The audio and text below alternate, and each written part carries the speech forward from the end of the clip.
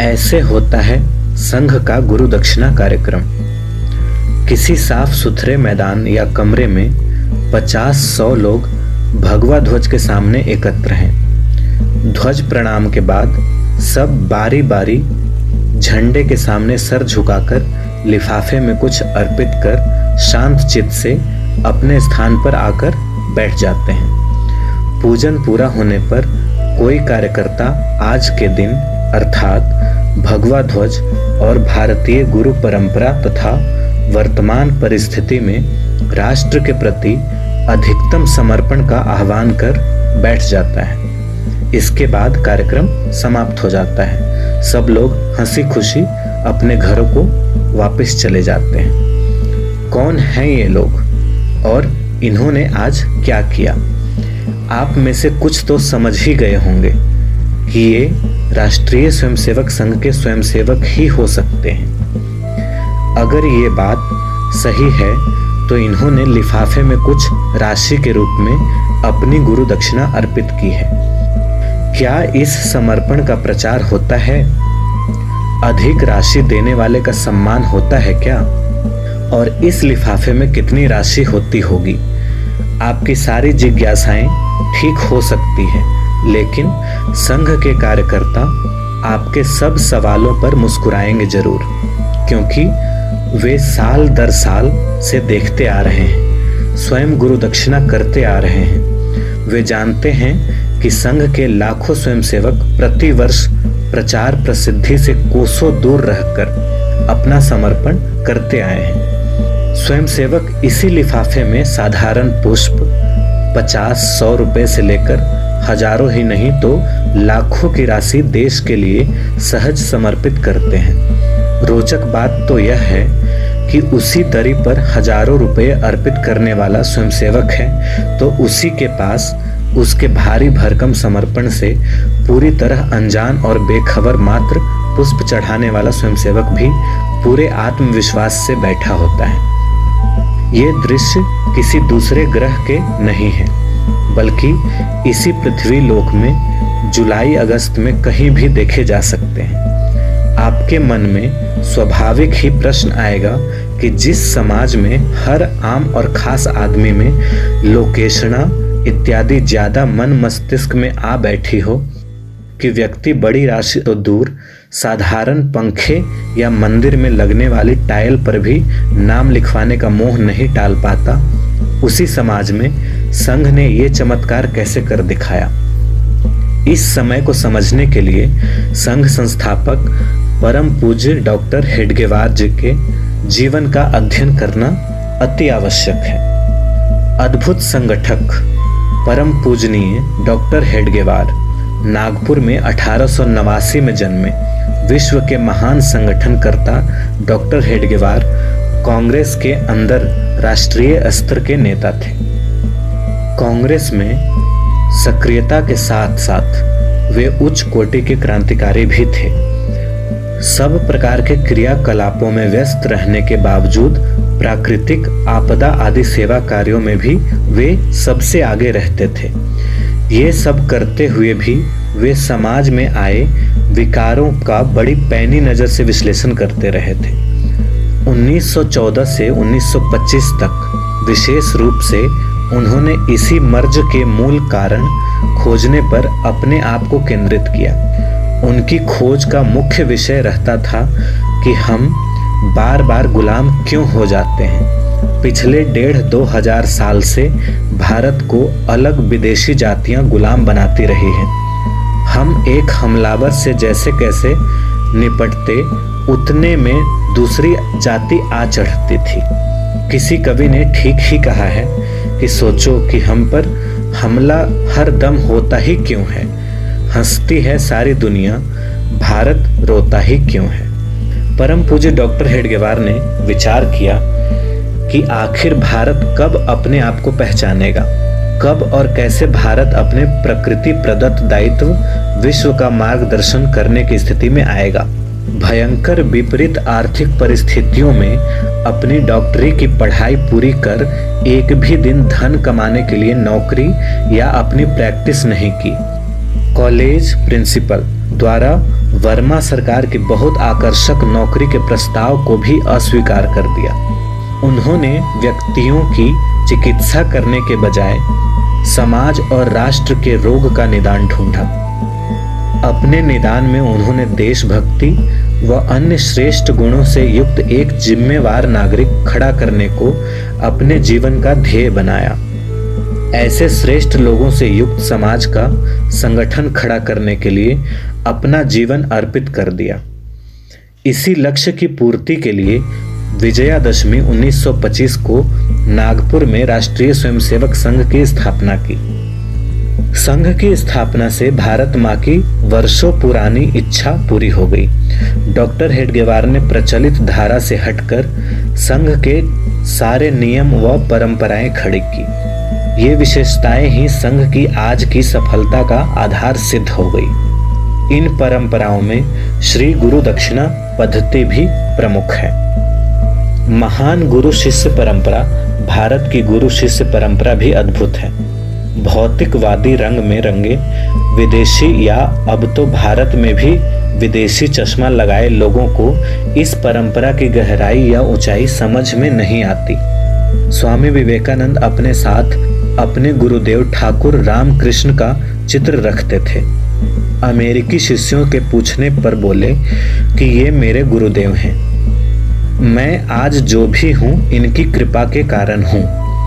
शिष्यों ने पूछा, ये कितने पढ़े हैं? स्वामी जी बोले, ये तो निरक्षर भट्टाचार्य हैं, अर्थात पूरी तरह अनपढ़ हैं। अमेरिकी शिष्यों को विश्वास नहीं हुआ। आप जैसे महाविद्वान महापुरुष को इन्होंने क्या सिखाया होगा? स्वामी जी बोले, ये मेरे जैसे हजारों विवेकानंद पैदा कर सकते हैं। खैर, उनको स्वामी जी की अनेक बातों की तरह ये गुरु शिष्य संबंध भी समझ नहीं आया। हम सब जानते हैं कि भारत में गुरु को भगवान से भी अधिक बड़ा स्थान दिया गया है। शिष्य गुरु कृपा से जब जीवन की सच्चाई की कुछ थाह पा लेता है तो भाव विभोर होकर उनकी प्रशंसा में अपने मन का आदर उड़ेल देता है। उदाहरण के लिए, गुरु गोविंद दोऊ खड़े काके लागू पाए, बलिहारी गुरु आपने गोविंद दियो मिलाए।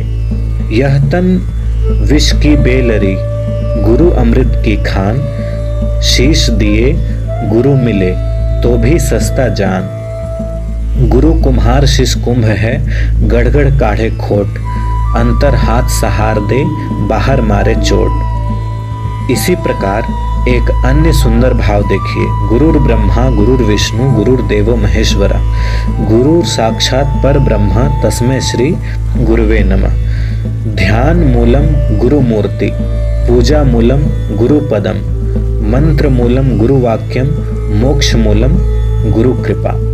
हमारी संस्कृति में जीवन में अच्छे गुरु का मिलना बहुत बड़ी उपलब्धि मानी जाती है। मनुष्य ईश्वर का अंश होने के बावजूद मोह माया के जंजाल में उलझकर पशुवत व्यवहार करने लग पड़ता है। गुरु उसके मन में जमी मोह माया की राख हटाकर भगवत प्राप्ति की दिशा में बढ़ाता है। यहाँ यह रोचक है कि गुरु को प्रसन्न करने के लिए जहाँ शिष्य कठोर परिश्रम करता है, वहीं गुरु भी शिष्य के निर्माण में अपने को पूरी तरह खपा देता है। इसके अलावा जहाँ गुरु शिष्य की कठिन परीक्षा लेती है, वहीं हमारे यहाँ शिष्य भी खूब ठोक बजाकर गुरु को स्वीकार करता था। इस दृष्टि से विवेकानंद और रामकृष्ण के अनेक प्रेरक प्रसंग हैं। यहाँ ध्यान देने योग्य बात है कि इसमें कोई किसी का बुरा नहीं मानता था। गुरु शिष्य के संबंध अलग ही प्रकार के होते हैं। भारत में गुरु शिष्य जोड़ी की अनंत श्रृंखला है। इनमें से प्रमुख का जिक्र करना हो तो श्री राम वशिष्ठ, विश्वामित्र, भगवान श्री कृष्ण संदीपनी, चंद्रगुप्त चाणक्य, शिवाजी रामदास, दयानंद, स्वामी बिरजानंद, स्वामी विवेकानंद, रामकृष्ण परमहंस आदि। हमारे स्वतंत्रता संग्राम में सावरकर, मदन लाल धिंगड़ा, चंद्रशेखर आजाद, शहीद भगत सिंह तथा राम प्रसाद बिस्मिल, अशफाक उल्लाह खान उल्लेखनीय है।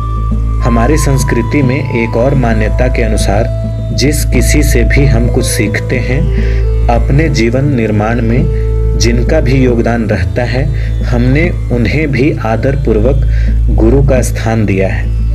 इस दृष्टि से माता को प्रथम गुरु का स्थान दिया। श्री गुरु दक्षिणा को बनाया संगठन का आधार।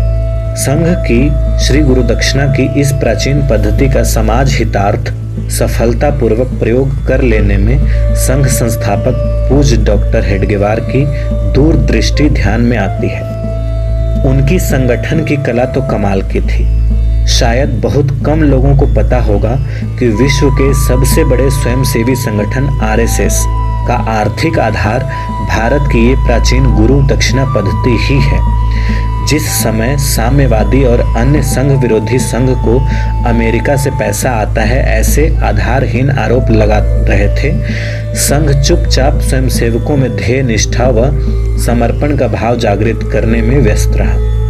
संघ की इस साधारण लेकिन अद्भुत कार्य पद्धति पर संघ विरोधी ही नहीं बल्कि कई बार नए स्वयंसेवक भी विश्वास नहीं कर पाते हैं कि इसी गुरु दक्षिणा से प्राप्त धन से संघ का साल भर का खर्चा चलता है। संघ ने बहुत पहले ही अपने लिए नियम बनाया कि संघ अपने खर्चे के लिए श्री गुरु दक्षिणा को ही आधार बनाएगा। किसी से आर्थिक सहायता नहीं ली जाएगी। स्वयं को ऐसे कठोर नियम में बांध लेना किसी खतरे से कम नहीं था, वो भी ऐसे समाज में जहां भक्त भगवान की आरती के समय आंखें बंद कर गाता तो है, तेरा तेरे अर्पण क्या लागे मेरा, लेकिन आंख खोल कर जैसे ही पैसा चढ़ाता है तो जेब में सबसे कम नोट कौन सा है यह देखता है। इस नियम के कारण संघ को प्रारंभ के 10-12 साल बहुत कठिनाई आई, लेकिन संघ ने भयंकर आर्थिक कठिनाइयों के बावजूद इस नियम का श्रद्धापूर्वक पालन किया। संघ के लिए वरदान सिद्ध हुई श्री गुरु दक्षिणा पद्धति। आज संघ बड़े बड़े कॉरपोरेट हाउस, पूंजीपतियों या किसी राजनीतिक दल पर निर्भर नहीं है।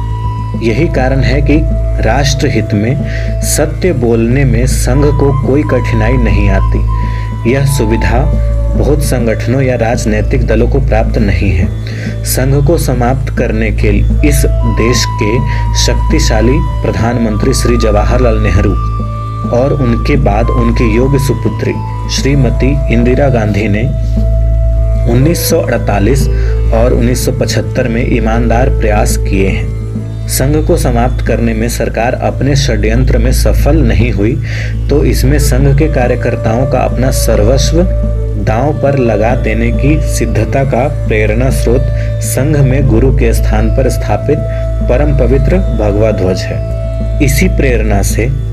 इसी से प्रेरणा प्राप्त कर हजारों स्वयंसेवकों ने भयंकर कष्ट सहे, अपने न किए अपराध के लिए बहुत बड़ी कीमत चुकाई, लेकिन कहीं भी समझौता या कमजोरी नहीं दिखी। स्वयंसेवकों के त्याग और बलिदान को देखकर देश भर के पुलिस अफसर हों या अनेक कांग्रेस के नेता, सभी संघ के प्रति श्रद्धा से भर गए। इससे भी बड़ी बात कि विपरीत समय में भी स्वयंसेवकों ने संघ के आर्थिक स्रोतों को सूखने नहीं दिया। प्रतिबंध के दौरान भी श्री गुरु दक्षिणा चलती रही। संघ की इस गुरु परंपरा से आर्थिक सुविधा से भी ज्यादा संघ को व्यक्ति निष्ठ के स्थान पर ध्येय निष्ठ कार्यकर्ता मिले। संघ की इस उपलब्धि पर अनेक राजनीतिक ही नहीं तो सामाजिक और यहाँ तक कि संत महात्मा भी हैरान हैं। संघ शायद अकेली संस्था होगी जिसे 8 दशक की अपनी यात्रा में विभाजन की पीड़ा सहन न करनी पड़ी हो। पद की होड़ में कार्यकर्ता परस्पर सर फुटबॉल न होते हों। किसी व्यक्ति की जय जयकार के नारे के बजाय केवल भारत माता की जय के स्वर सुनाई देते हों। विश्व गुरु भारत में भव्य स्वप्न के लिए राष्ट्र यज्ञ में होम होती जवानियां। विश्व गुरु सिंहासन पर फिर बैठे भारत माता, दिखे पुनः संसार चरण में माँ को शीश नवा। इस श्रेष्ठ लक्ष्य को साकार करने के लिए लाखों लोग अपना जीवन खपा रहे हैं। इनमें कुछ अपनी पूरी जवानी संन्यस्त रहकर राष्ट्र को समर्पित होकर परिश्रम की पराकाष्ठ कर रहे हैं, तो बहुत कार्यकर्ता घर परिवार व्यवसाय तथा समाज सेवा में संतुलन बैठाकर लक्ष्य को समर्पित है। सभी के कार्य करने का हेतु निस्वार्थ समाज सेवा व राष्ट्र सर्वोपरि है। त्याग और बलिदान के प्रतीक परम पवित्र भगवा ध्वज से प्रेरित हो स्वयं सेवक का यही प्रेरणा वाक्य रहता है। कंकड़ पत्थर बनकर हमने राष्ट्र नींव को भरना है, ब्रह्म तेज और छात्र तेज के अमर पुजारी बनना है। सभी स्वयं सेवकों के होठों पर रहता है मात्र यह गान, तेरा वैभव अमर रहे माँ, हम दिन चार रहे न रहे। आइए हम सब भी संघ की इस महान कार्य को समझकर इसमें हाथ बटाने के लिए आगे आएं। भारत माता की जय। ऐसे होता है संघ का गुरु दक्षिणा कार्यक्रम। किसी साफ सुथरे मैदान या कमरे में 50-100 लोग भगवा ध्वज के सामने एकत्र हैं। ध्वज प्रणाम के बाद सब बारी बारी झंडे के सामने सर झुकाकर लिफाफे में कुछ अर्पित कर शांत चित्त से अपने स्थान पर आकर बैठ जाते हैं। पूजन पूरा होने पर कोई कार्यकर्ता आज के दिन अर्थात भगवा ध्वज और भारतीय गुरु परंपरा तथा वर्तमान परिस्थिति में राष्ट्र के प्रति अधिकतम समर्पण का आह्वान कर बैठ जाता है। इसके बाद कार्यक्रम समाप्त हो जाता है। सब लोग हंसी खुशी अपने घरों को वापस चले जाते हैं। कौन हैं ये लोग और इन्होंने आज क्या किया? आप में से कुछ तो समझ ही गए होंगे कि ये राष्ट्रीय स्वयंसेवक संघ के स्वयंसेवक ही हो सकते हैं। अगर ये बात सही है तो इन्होंने लिफाफे में कुछ राशि के रूप में अपनी गुरु दक्षिणा अर्पित की है। क्या इस समर्पण का प्रचार होता है? अधिक राशि देने वाले का सम्मान होता है क्या? और इस लिफाफे में कितनी राशि होती होगी?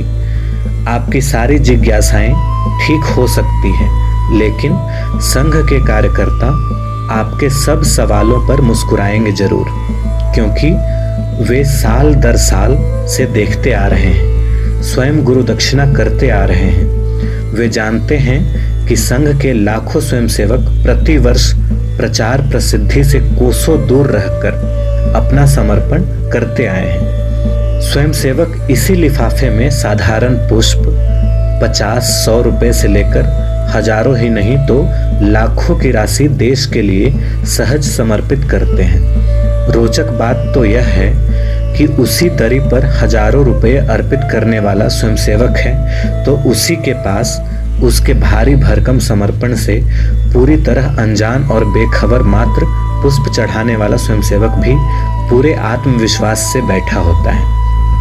ये दृश्य किसी दूसरे ग्रह के नहीं है, बल्कि इसी पृथ्वी लोक में जुलाई अगस्त में कहीं भी देखे जा सकते हैं।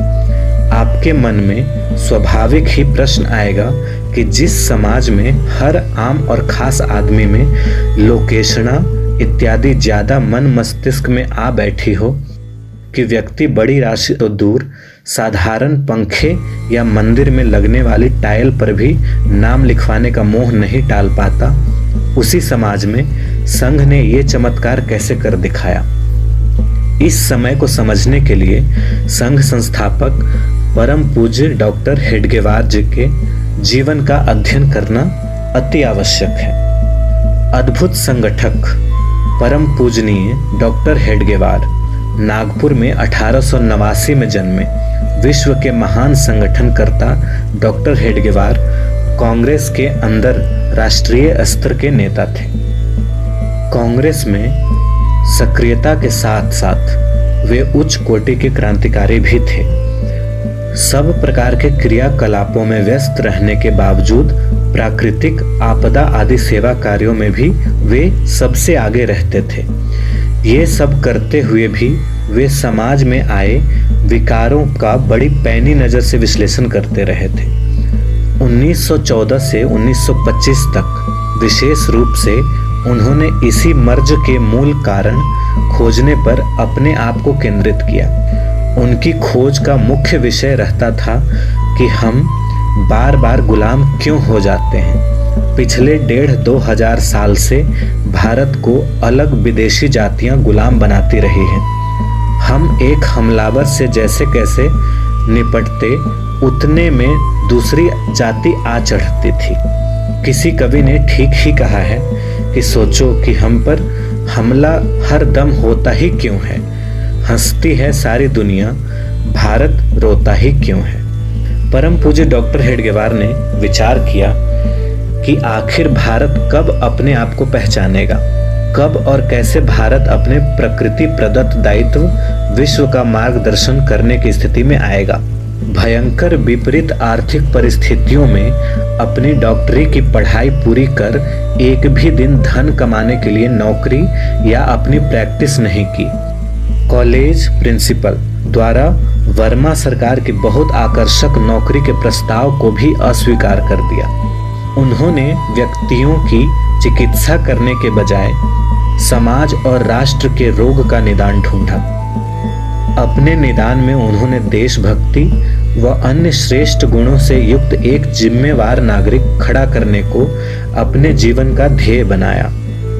ऐसे श्रेष्ठ लोगों से युक्त समाज का संगठन खड़ा करने के लिए अपना जीवन अर्पित कर दिया। इसी लक्ष्य की पूर्ति के लिए विजयादशमी 1925 को नागपुर में राष्ट्रीय स्वयंसेवक संघ की स्थापना की। संघ की स्थापना से भारत माँ की वर्षों पुरानी इच्छा पूरी हो गई।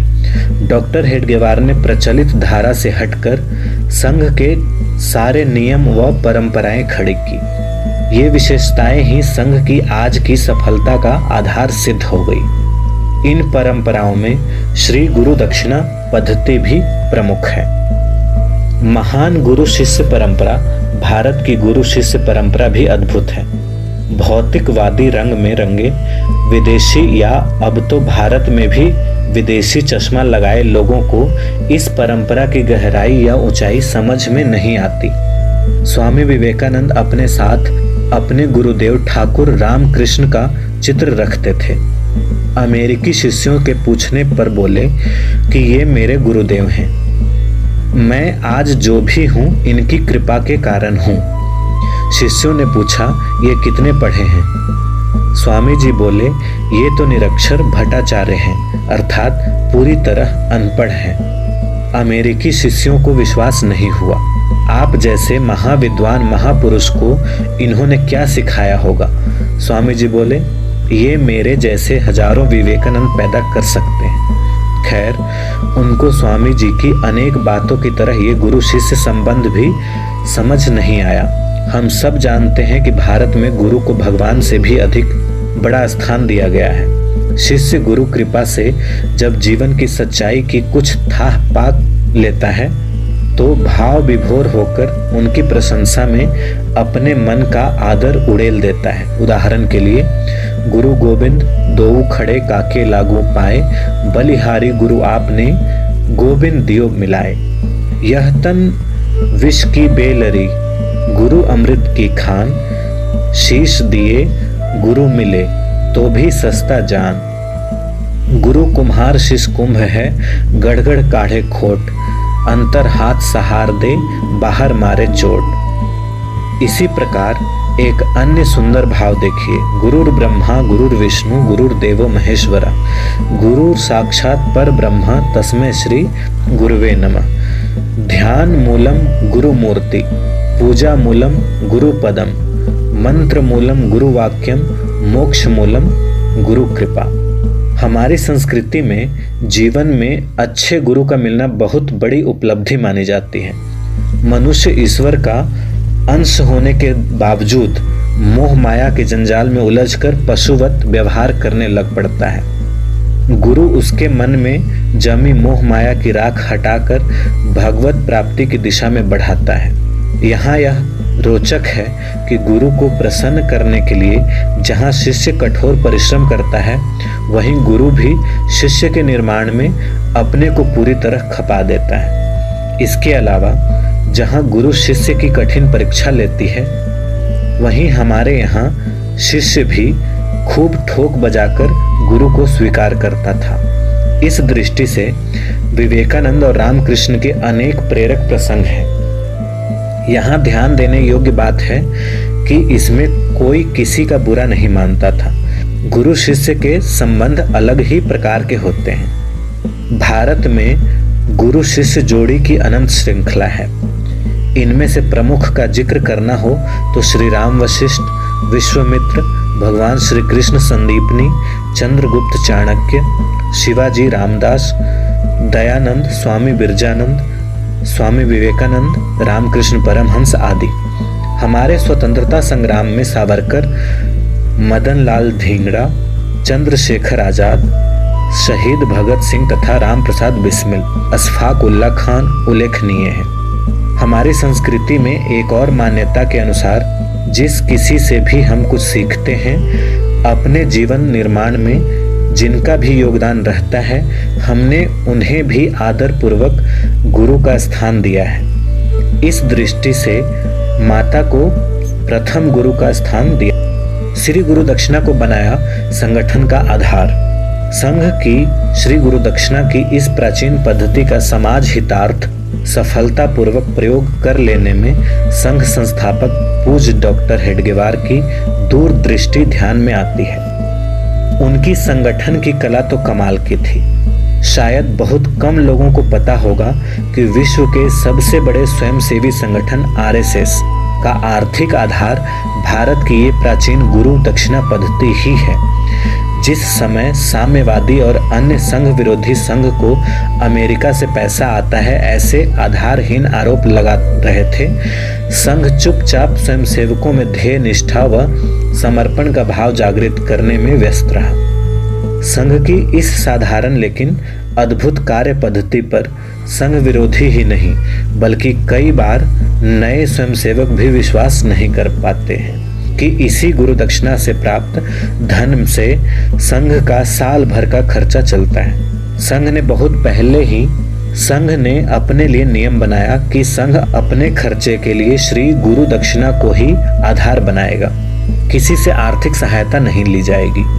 स्वयं को ऐसे कठोर नियम में बांध लेना किसी खतरे से कम नहीं था, वो भी ऐसे समाज में जहां भक्त भगवान की आरती के समय आंखें बंद कर गाता तो है, तेरा तेरे अर्पण क्या लागे मेरा, लेकिन आंख खोल कर जैसे ही पैसा चढ़ाता है तो जेब में सबसे कम नोट कौन सा है यह देखता है। इस नियम के कारण संघ को प्रारंभ के 10-12 साल बहुत कठिनाई आई, लेकिन संघ ने भयंकर आर्थिक कठिनाइयों के बावजूद इस नियम का श्रद्धापूर्वक पालन किया। संघ के लिए वरदान सिद्ध हुई श्री गुरु दक्षिणा पद्धति। आज संघ बड़े बड़े कॉरपोरेट हाउस, पूंजीपतियों या किसी राजनीतिक दल पर निर्भर नहीं है। यही कारण है कि राष्ट्र हित में सत्य बोलने में संघ को कोई कठिनाई नहीं आती। यह सुविधा बहुत संगठनों या राजनीतिक दलों को प्राप्त नहीं है।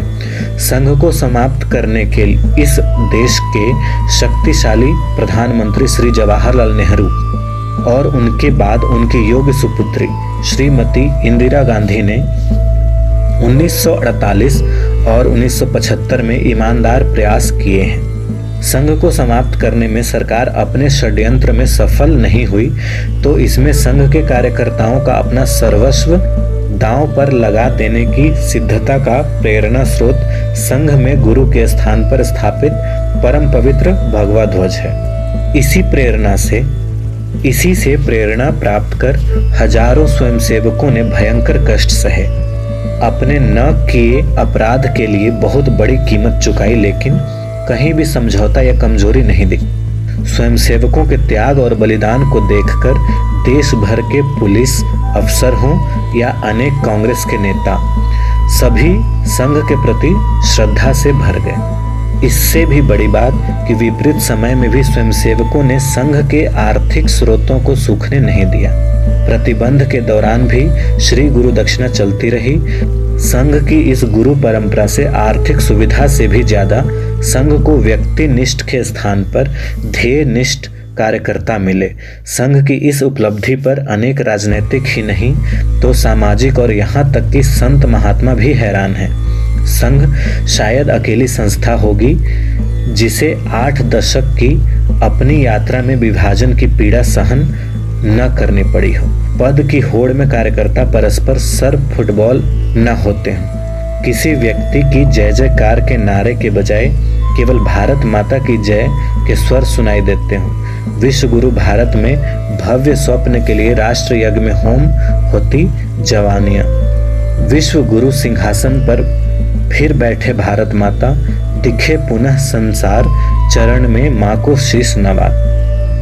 इस श्रेष्ठ लक्ष्य को साकार करने के लिए लाखों लोग अपना जीवन खपा रहे हैं। इनमें कुछ अपनी पूरी जवानी संन्यस्त रहकर राष्ट्र को समर्पित होकर परिश्रम की पराकाष्ठ कर रहे हैं, तो बहुत कार्यकर्ता घर परिवार व्यवसाय तथा समाज सेवा में संतुलन बैठाकर लक्ष्य को समर्पित है। सभी के कार्य करने का हेतु निस्वार्थ समाज सेवा व राष्ट्र सर्वोपरि है। त्याग और बलिदान के प्रतीक परम पवित्र भगवा ध्वज से प्रेरित हो स्वयं सेवक का यही प्रेरणा वाक्य रहता है। कंकड़ पत्थर बनकर हमने राष्ट्र नींव को भरना है, ब्रह्म तेज और छात्र तेज के अमर पुजारी बनना है। सभी स्वयं सेवकों के होठों पर रहता है मात्र यह गान, तेरा वैभव अमर रहे माँ, हम दिन चार रहे न रहे। आइए हम सब भी संघ की इस महान कार्य को समझकर इसमें हाथ बटाने के लिए आगे आएं। भारत माता की जय। ऐसे होता है संघ का गुरु दक्षिणा कार्यक्रम। किसी साफ सुथरे मैदान या कमरे में 50-100 लोग भगवा ध्वज के सामने एकत्र हैं। ध्वज प्रणाम के बाद सब बारी बारी झंडे के सामने सर झुकाकर लिफाफे में कुछ अर्पित कर शांत चित्त से अपने स्थान पर आकर बैठ जाते हैं। पूजन पूरा होने पर कोई कार्यकर्ता आज के दिन अर्थात भगवा ध्वज और भारतीय गुरु परंपरा तथा वर्तमान परिस्थिति में राष्ट्र के प्रति अधिकतम समर्पण का आह्वान कर बैठ जाता है। इसके बाद कार्यक्रम समाप्त हो जाता है। सब लोग हंसी खुशी अपने घरों को वापस चले जाते हैं। कौन हैं ये लोग और इन्होंने आज क्या किया? आप में से कुछ तो समझ ही गए होंगे कि ये राष्ट्रीय स्वयंसेवक संघ के स्वयंसेवक ही हो सकते हैं। अगर ये बात सही है तो इन्होंने लिफाफे में कुछ राशि के रूप में अपनी गुरु दक्षिणा अर्पित की है। क्या इस समर्पण का प्रचार होता है? अधिक राशि देने वाले का सम्मान होता है क्या? और इस लिफाफे में कितनी राशि होती होगी? आपकी सारी जिज्ञासाएं ठीक हो सकती है, लेकिन संघ के कार्यकर्ता आपके सब सवालों पर मुस्कुराएंगे जरूर, क्योंकि वे साल दर साल से देखते आ रहे हैं, स्वयं गुरु दक्षिणा करते आ रहे हैं। वे जानते हैं कि संघ के लाखों स्वयंसेवक प्रति वर्ष प्रचार प्रसिद्धि से कोसों दूर रहकर अपना समर्पण करते आए हैं। स्वयंसेवक इसी लिफाफे में साधारण पुष्प 50-100 रुपए से लेकर हजारों ही नहीं तो लाखों की राशि देश के लिए सहज समर्पित करते हैं। रोचक बात तो यह है कि उसी दरी पर हजारों रुपए अर्पित करने वाला स्वयंसेवक है तो उसी के पास उसके भारी भरकम समर्पण से पूरी तरह अनजान और बेखबर मात्र पुष्प चढ़ाने वाला स्वयंसेवक भी पूरे आत्मविश्वास से बैठा होता है। ये दृश्य किसी दूसरे ग्रह के नहीं है, बल्कि इसी पृथ्वी लोक में जुलाई अगस्त में कहीं भी देखे जा सकते हैं। आपके मन में स्वाभाविक ही प्रश्न आएगा कि जिस समाज में हर आम और खास आदमी में लोकेशना इत्यादि ज्यादा मन मस्तिष्क में आ बैठी हो कि व्यक्ति बड़ी राशि तो दूर साधारण पंखे या मंदिर में लगने वाली टाइल पर भी नाम लिखवाने का मोह नहीं टाल पाता, उसी समाज में संघ ने ये चमत्कार कैसे कर दिखाया। इस समय को समझने के लिए संघ संस्थापक परम पूज्य डॉक्टर हेडगेवार जी के जीवन का अध्ययन करना अति आवश्यक है। अद्भुत संगठक परम पूजनीय डॉक्टर हेडगेवार नागपुर में 1889 में जन्मे। विश्व के महान संगठनकर्ता डॉक्टर हेडगेवार कांग्रेस के अंदर राष्ट्रीय स्तर के नेता थे। कांग्रेस में सक्रियता के साथ साथ वे उच्च कोटि के क्रांतिकारी भी थे। सब प्रकार के क्रियाकलापों में व्यस्त रहने के बावजूद प्राकृतिक आपदा आदि सेवा कार्यों में भी वे सबसे आगे रहते थे। ये सब करते हुए भी वे समाज में आए विकारों का बड़ी पैनी नज़र से विश्लेषण करते रहे थे। 1914 से 1925 तक विशेष रूप से उन्होंने इसी मर्ज के मूल कारण खोजने पर अपने आप को केंद्रित किया। उनकी खोज का मुख्य विषय रहता था कि हम बार बार गुलाम क्यों हो जाते हैं। पिछले 1,500-2 हजार साल से भारत को अलग विदेशी जातियां गुलाम बनाती रही हैं। हम एक हमलावर से जैसे कैसे निपटते, उतने में दूसरी जाति आ चढ़ती थी। किसी कवि ने ठीक ही कहा है कि सोचो कि हम पर हमला हर दम होता ही क्यों है, हंसती है सारी दुनिया, भारत रोता ही क्यों है। परम पूज्य डॉक्टर हेडगेवार ने विचार किया कि आखिर भारत कब अपने आप को पहचानेगा, कब और कैसे भारत अपने प्रकृति प्रदत्त दायित्व विश्व का मार्गदर्शन करने की स्थिति में आएगा। भयंकर विपरीत आर्थिक परिस्थितियों में अपनी डॉक्टरी की पढ़ाई पूरी कर एक भी दिन धन कमाने के लिए नौकरी या अपनी प्रैक्टिस नहीं की। कॉलेज प्रिंसिपल द्वारा वर्मा सरकार की बहुत आकर्षक नौकरी के प्रस्ताव को भी अस्वीकार कर दिया।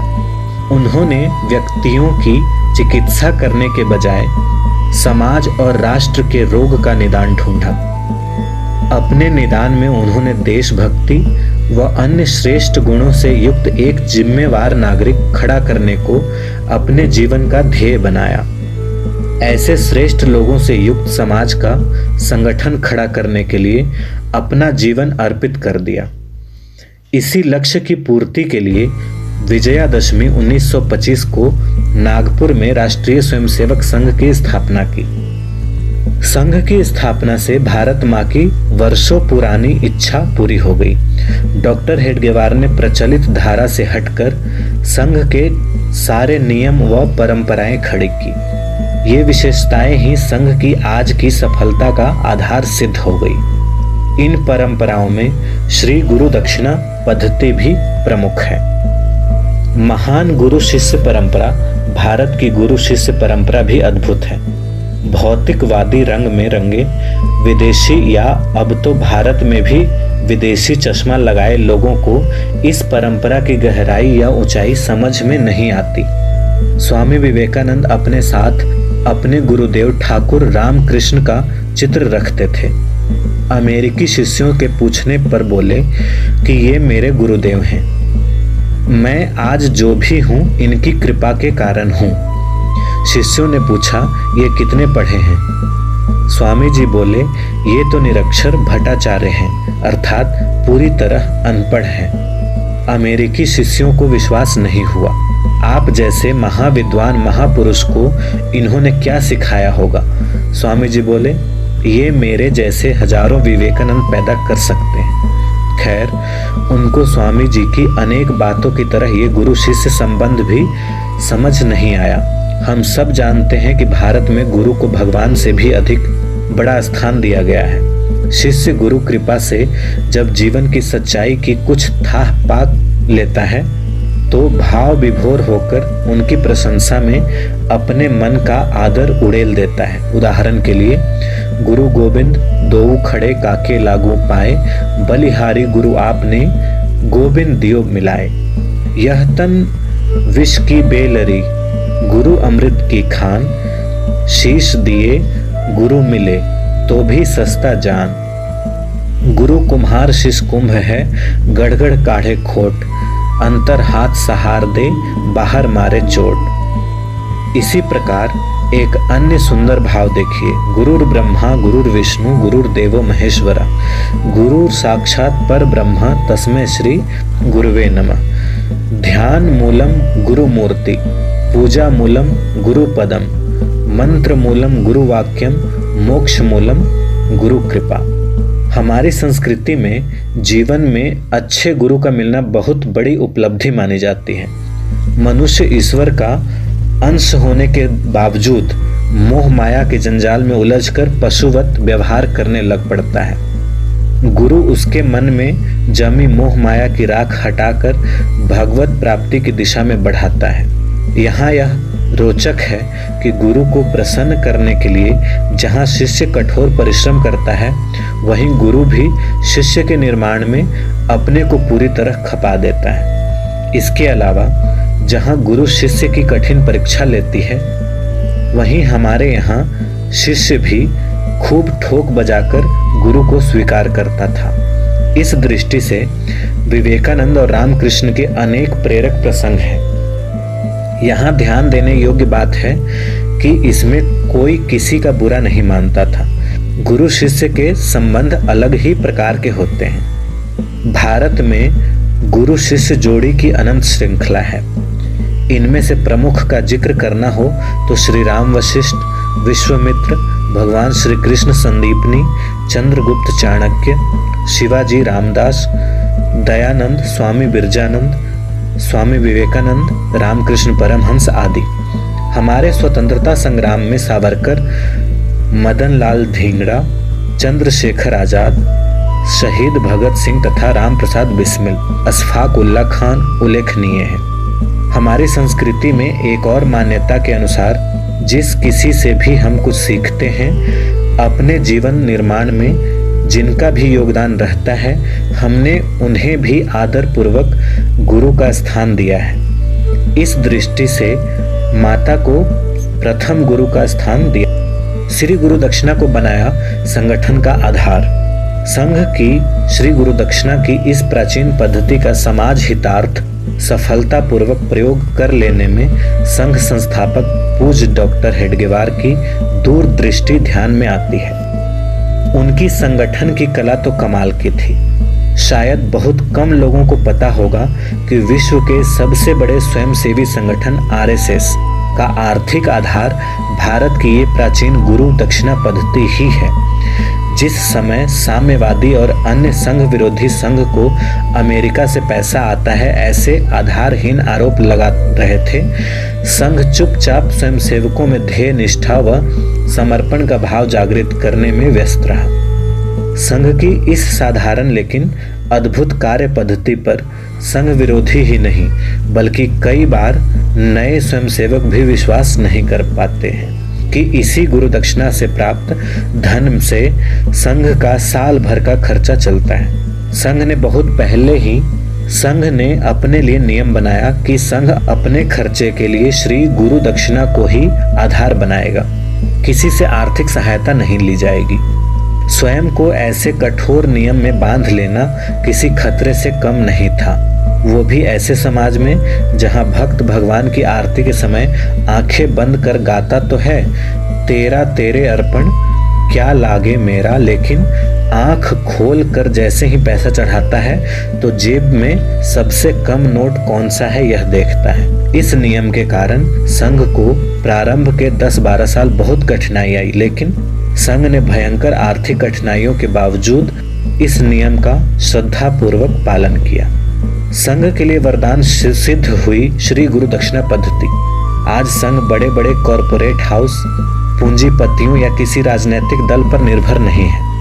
यही कारण है कि राष्ट्र हित में सत्य बोलने में संघ को कोई कठिनाई नहीं आती। यह सुविधा बहुत संगठनों या राजनीतिक दलों को प्राप्त नहीं है। संघ को समाप्त करने के इस देश के शक्तिशाली प्रधानमंत्री श्री जवाहरलाल नेहरू और उनके बाद उनकी योग्य सुपुत्री श्रीमती इंदिरा गांधी ने 1948 और 1975 में ईमानदार प्रयास किए हैं। संघ को समाप्त करने में सरकार अपने षड्यंत्र में सफल नहीं हुई तो इसमें संघ के कार्यकर्ताओं का अपना सर्वस्व दांव पर लगा देने की सिद्धता का प्रेरणा स्रोत संघ में गुरु के स्थान पर स्थापित परम पवित्र भगवा ध्वज है। इसी से प्रेरणा प्राप्त कर हजारों स्वयंसेवकों ने भयंकर कष्ट सहे, अपने न किए अपराध के लिए बहुत बड़ी कीमत चुकाई, लेकिन कहीं भी समझौता या कमजोरी नहीं दिखी। स्वयंसेवकों के त्याग और बलिदान को देखकर देश भर के पुलिस अफसर हों या अनेक कांग्रेस के नेता, सभी संघ के प्रति श्रद्धा से भर गए। इससे भी बड़ी बात कि विपरीत समय में भी स्वयंसेवकों ने संघ के आर्थिक स्रोतों को सूखने नहीं दिया। प्रतिबंध के दौरान भी श्री गुरु दक्षिणा चलती रही। संघ की इस गुरु परंपरा से आर्थिक सुविधा से भी ज्यादा संघ को व्यक्ति निष्ठ के स्थान पर ध्येय निष्ठ कार्यकर्ता मिले। संघ की इस उपलब्धि पर अनेक राजनीतिक ही नहीं तो सामाजिक और यहाँ तक कि संत महात्मा भी हैरान हैं। संघ शायद अकेली संस्था होगी जिसे 8 दशक की अपनी यात्रा में विभाजन की पीड़ा सहन न करनी पड़ी हो। पद की होड़ में कार्यकर्ता परस्पर सर फुटबॉल न होते हों। किसी व्यक्ति की जय जयकार के नारे के बजाय केवल भारत माता की जय के स्वर सुनाई देते हों। विश्व गुरु भारत में भव्य स्वप्न के लिए राष्ट्र यज्ञ में होम होती जवानियां। विश्व गुरु सिंहासन पर फिर बैठे भारत माता दिखे पुनः संसार चरण में मां को शीश नवा। इस श्रेष्ठ लक्ष्य को साकार करने के लिए लाखों लोग अपना जीवन खपा रहे हैं। इनमें कुछ अपनी पूरी जवानी संन्यस्त रहकर राष्ट्र को समर्पित होकर परिश्रम की पराकाष्ठ कर रहे हैं, तो बहुत कार्यकर्ता घर परिवार व्यवसाय तथा समाज सेवा में संतुलन बैठाकर लक्ष्य को समर्पित है। सभी के कार्य करने का हेतु निस्वार्थ समाज सेवा व राष्ट्र सर्वोपरि है। त्याग और बलिदान के प्रतीक परम पवित्र भगवा ध्वज से प्रेरित हो स्वयं सेवक का यही प्रेरणा वाक्य रहता है। कंकड़ पत्थर बनकर हमने राष्ट्र नींव को भरना है। ब्रह्म तेज और छात्र तेज के अमर पुजारी बनना है।